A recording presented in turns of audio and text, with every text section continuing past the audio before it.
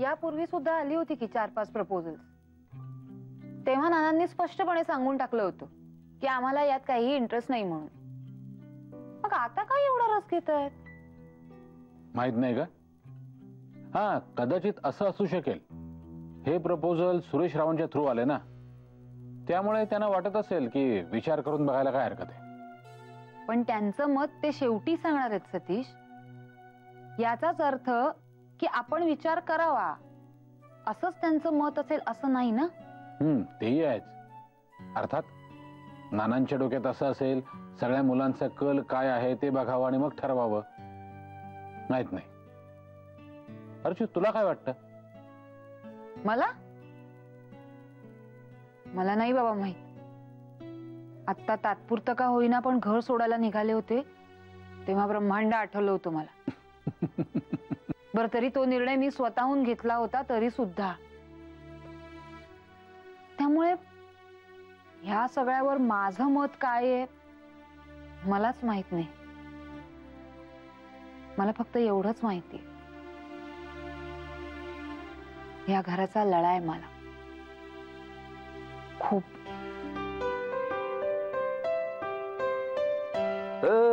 सुरानो चंद्रवाळ, सुरानो चंद्रवाळ. काय झालं? काहीच कसं वाटत नाही हो तुम्हाला? हे कसलं म्हणते? गाऊ नका. अरे मग प्रपोजल. बघ संजीवनी, त्याला अजून खूप अवकाश आहे ग.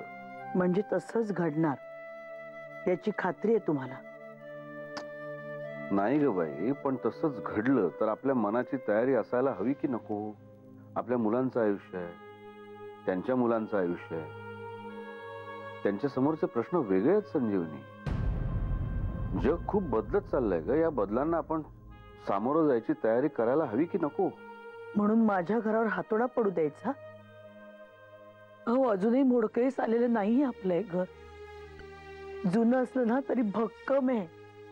आणि आपलं अंगण, आजपर्यंतची सगळी कार्य आपण आपल्या अंगणातच साजरी केली ना.